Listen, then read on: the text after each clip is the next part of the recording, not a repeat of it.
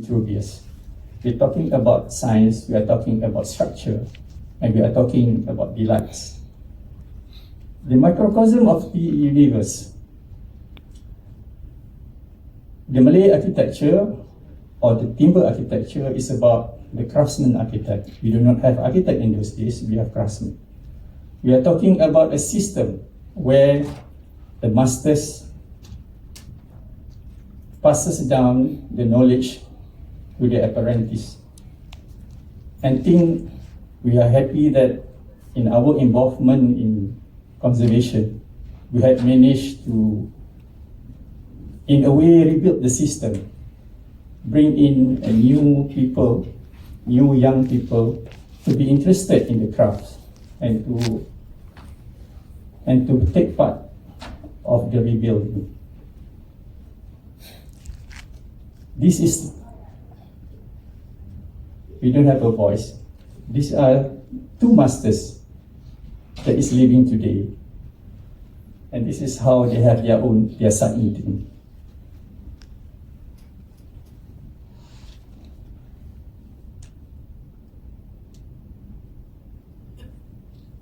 Architecture is full of symbols. We are not going to talk in detail about what it means. But what I'm going to say is that everything has a meaning. It is about sustainability long before we are talking about ESG. That is the idyllic states of Trengganu in those days. And it is the same principle that has been in place and as we are trying to recreate in these days. We are talking about religious, spiritual, and cultural harmony. We are talking about custom, utilization, and hierarchy of space.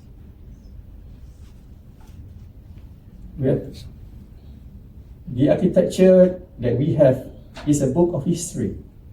In all the houses that you see, you can see time.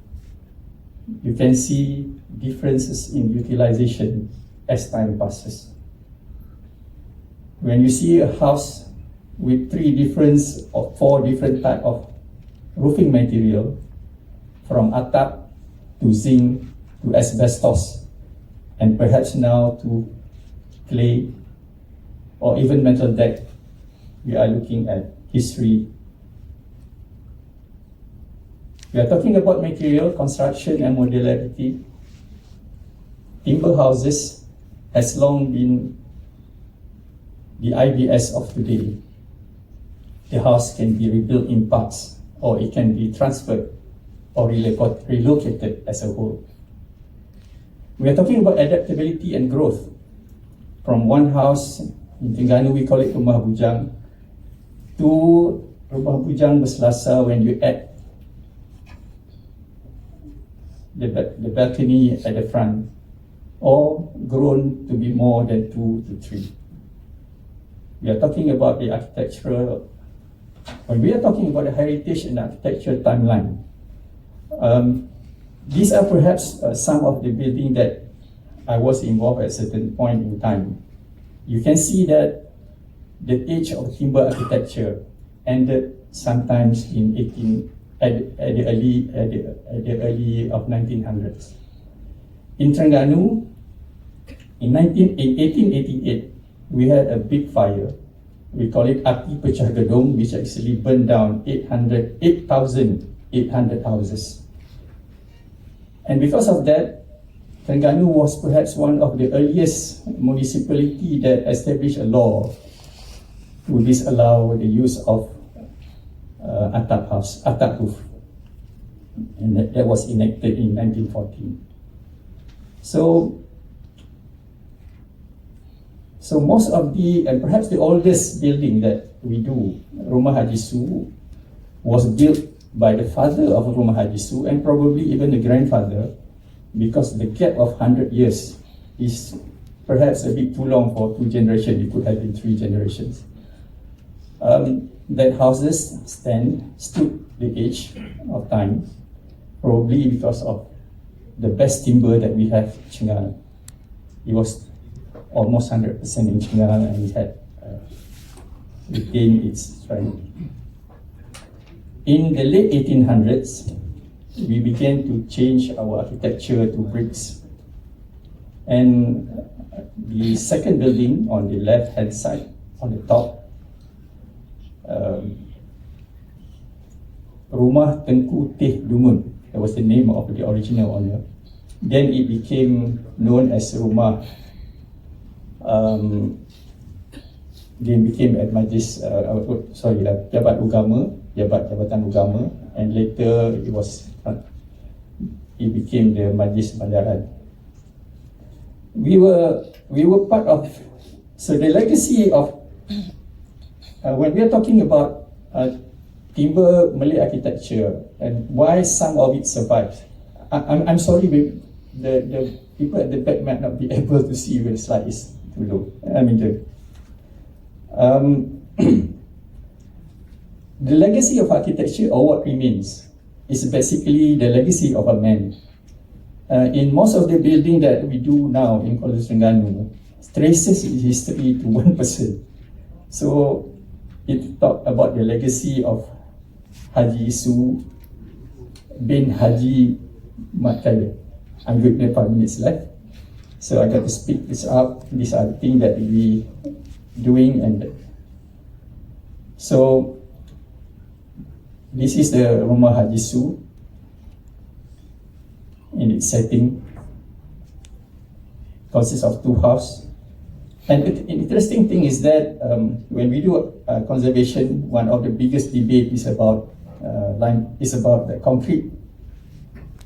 We find that as early as the 1900, concrete has actually been used in this country, except in a different form. If the rebar that we have today was using expanded metal, not the rebar. So these are the building. I was to speed up. Okay, this is the details of the house.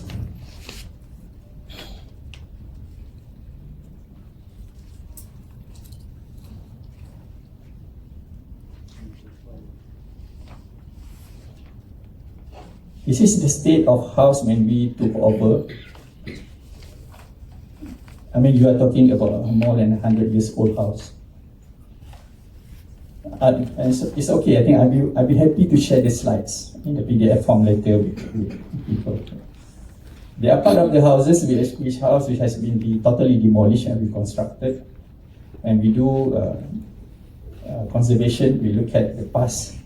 We look at science that has been left behind because it tells a story. The house, after it has been restored. The process that we went through on the roof, the details that we rebuilt, and the master craftsman.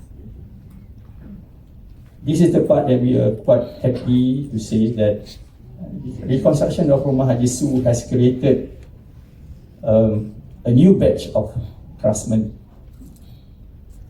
from a family system, because it has always been a family system.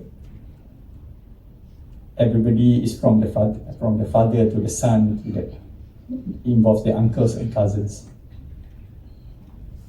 The collections of traditional tools that we use to reconstruct the house. The old house, panels of it were taken down. I want to speed up to the latest house that we do. Okay.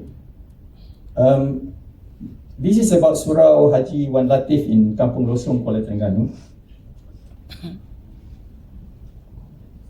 It would not have happened if not for the family to come and see me and say that I want to reconstruct. What you have on the left-hand side is the second house. That's the house of Haji Wan Latif, the one that is inherited to his children. On the right-hand side, bottom, is the surau at the point that we took over. So from the history, from the story that we told, the surau looks like the one on the left. So we did what we normally do, documenting the history. Look at the parts, all the parts of the house, of the surau, and discover a lot of interesting things. The beauty about Malay architecture or Trengganu heritage architecture is that, and especially when it comes to surau, because it falls under the system of wakaf. Those that think that has been wakaf to be a surau or a masjid cannot be taken away by anybody. So they keep it there. They have to use it in a different form. So when we did this from the documentation, and we discovered that this cannot be a rumah limas because all the panels point towards the house as a rumah bujang. So we rebuilt of course, the record, the measured drawing, and a proposal to reconstruct, taking into consideration the board is up. So of course, we deconstruct again, save all the remains, the remaining, given the task of buying new timber, and started the process of rebuilding. Almost everything was done in the workshop. So things were brought to the site and reconstruct. So look at the speed from March to October, and it was finally completed as it is now. This is the second house that you must visit. This is the second building that you must visit in Trengganu. You happen to be there. Okay. This has now become some sort of a lecture room. We had from almost every month we have visitors from universities, and the latest from Newcastle University. And I'll be happy to entertain you all if you are there to talk. Details. Going a little bit overboard, I think my team is here today to talk about this, if you want to know. The gutter done, I think, beautifully. So I think you have any more time? No more time. So I leave this to the mystery of probably the next lecture. Thank you very much. Sultan Siak, who was actually exiled from Siak in Indonesia to Dugun, Kampung Cik Lijah in Dugun, Trengganu.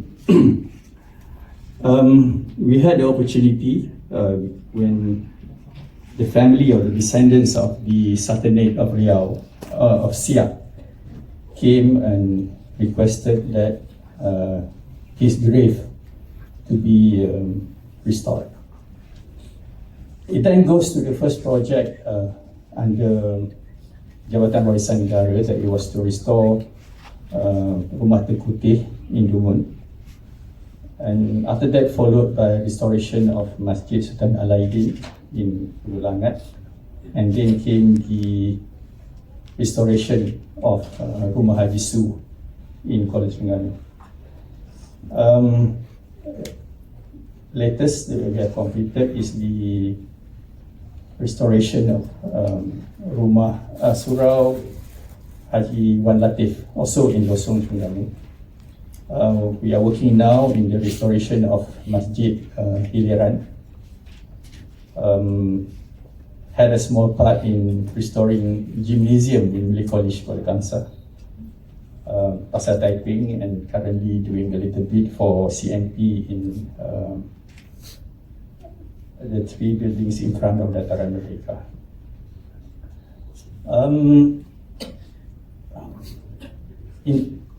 As architect, we always talk about the spirit of the place, which I jokingly say to friends that we are doing justice to the coast.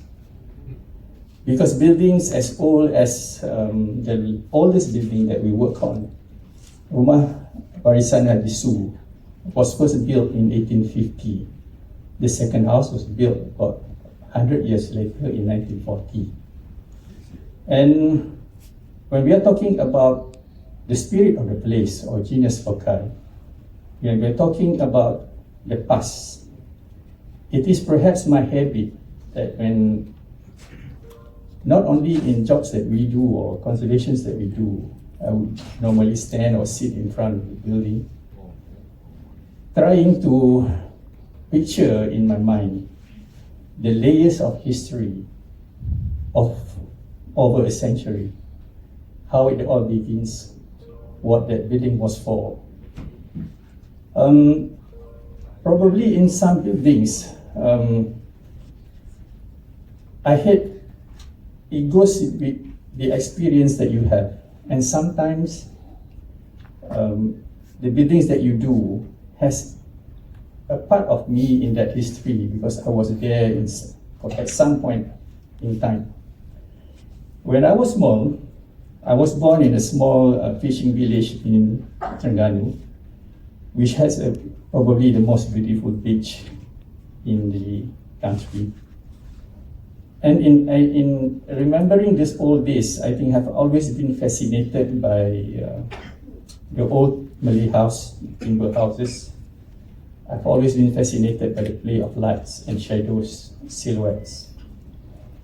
12 years later, I was transported to Kuala Kangsar. Zul was there in the prep school. We were entertained with the stories of ghosts, creaking floorboards, drummings of the old water pipes, plumbing, and the stories of the Japanese ghosts marching along the corridors. These are the things that actually shape my view, my architecture, and things that we do, and somehow it leads me to doing conservation.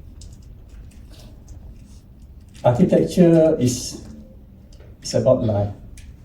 And perhaps what started me there is a note on the door of a lecturer's room. If you are looking for a friend, come in, he is inside. If you are looking for an enemy, come in too, you may find a friend inside. Concrete used in this construction industry is very widely used, basically the most used material. And it can trace back to the centuries, and still standing today. Before we go on into this subject matter, I would like to define this concrete, okay? Because the subject itself is a concrete, so we must know what concrete is talking about. It actually comes from the Latin word, concretus, meaning compounded, okay? It is basically what we understand today is basically a composite material, consists of some form of a fine aggregate, coarse aggregate, and some binding material plus water. Okay, so today these are all composition of the concrete. Today we have a more advanced coarse aggregate, binding material. Why lime? Why lime? Why do you use lime? Because just now Dato Chen got mentioned about concrete. But concrete also can be divided. We can use lime as a divider. Then we have cement. So why we choose lime rather than cement? But don't have negative perspective on cement, because late 19th century or early 20th century, we have weak cement, we call weak cement. So lime is just one of the traditional material we use. We cannot say that this is the old material, because nowadays we still use lime and also cement as well. So why lime? Can lime last for? Can cement last for 100 years, 200 years? That is the crucial issue that we need to concern. Most of heritage building in Malaysia that built before 20th century, that we use lime mortar, lime plaster, lime wash. But after that, start from the Art Deco periods or late Street Eclectic period, that times we start using cement. Why lime? So this is answer. This is the answer. Porosity for breathability, because we know that the traditional clay bricks masonry need to let the dampness escape from the wall, from the structure. If we use cement, we use other material that can close up. We block the breathability or block the dampness to escape from the structure. It may cause problems. Then elasticity. So this also can accommodate movement in the building. So it can have some flexibility there. Then adhesion, that, and lower cost. People always mention that, or contractor always mention that lime is more expensive than cement. No. If you know how to slate it by yourself, or you know how to use it in proper way, you can save a lot of cost. We can get limes. Actually, the raw materials for limes we get from the limestone or from the shell. Yeah. And this is one of the traditional kilns. This is I get this image from when I visit Taiwan. So this is like from the oyster shell. They burn it, but now this factory already closed now due to the air pollution. So we burn it. Then lime cycle. I believe that all of you heard about lime cycle previously. Lime cycle. So when after you understand the lime cycle, then you know how to use lime. Understand the lime. From the limestone, we get calcium carbonate. Then we burn it at approximately 800 degrees Celsius to 850 degrees Celsius. Then we can get the quick lime, we call it calcium oxide. But unfortunately, in Malaysia here, it's quite difficult to get the kilns that can be burned at this temperature. It means that's overburnt. Because to produce Portland cement, OPC, the raw materials, more than 50% also from lime. So they produce this compared to the demand, that the OPC demand is higher, slightly higher compared to the lime market. So this is after we get liquid limes or calcium oxide, we added water, then we get calcium hydroxide, then we get the putty lime. But we need to let it mature. If not mature enough, we may have issue as well. Then the people may confuse what is hydrated lime, what is hydraulic limes, what is non-hydraulic limes. A lot of lime product in the market. Which one is the correct or the proper material? Later we discuss about it. Okay, in general, the classification of building limes can be classified as hydraulic lime and non-hydraulic limes. Hydraulic lime means that have the clay impurities, like have silica. Okay, the clay impurity silica or dicalcium silicate but not tricalcium silicate. Okay, so because tricalcium silicate can be found in the OPC, ordinary Portland cement. So then actually we also have natural hydraulic limes, but it's rarely used as in the industry. Okay. Then how? And this can set underwater. So sometimes how to let our lime mortar to set underwater, we can introduce hydricity or increase the hydricity of the lime mortar. Right? How to introduce it? First, if we didn't have the natural hydraulic limes, we can, from non-hydraulic limes, we can add in some additive, clay impurity, to increase hydricity.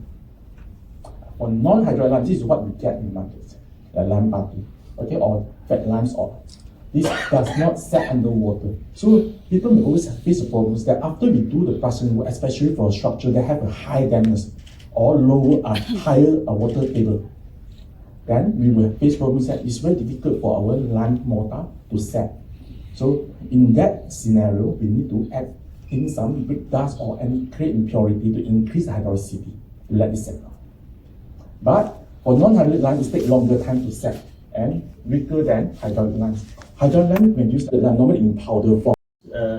That have Icomos national committees. Currently, we have more than 12,000 members all around the world, and we have 31 international scientific committees. Icomos is actually one of the 3 advisory bodies to World Heritage Committee, and all those nominations for World Heritage List are actually reviewed by Icomos members. And our Icomos members in Malaysia actually has reviewed some of important nominations list. I have the privilege of actually reviewing the nomination for the Beijing Central Axis, which recently has been accepted as the into the heritage list.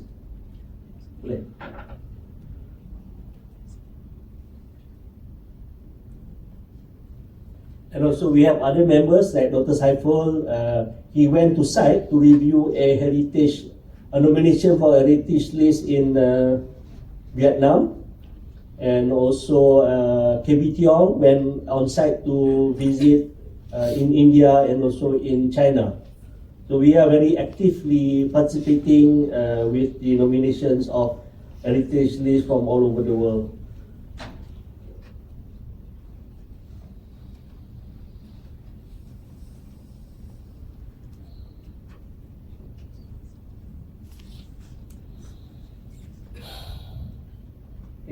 Okay, all right.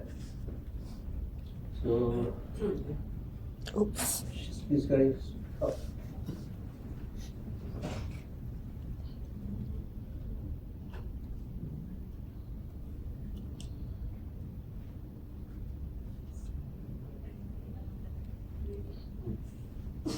Okay, how does Icomos work? You see on the screen, there is an advisory committee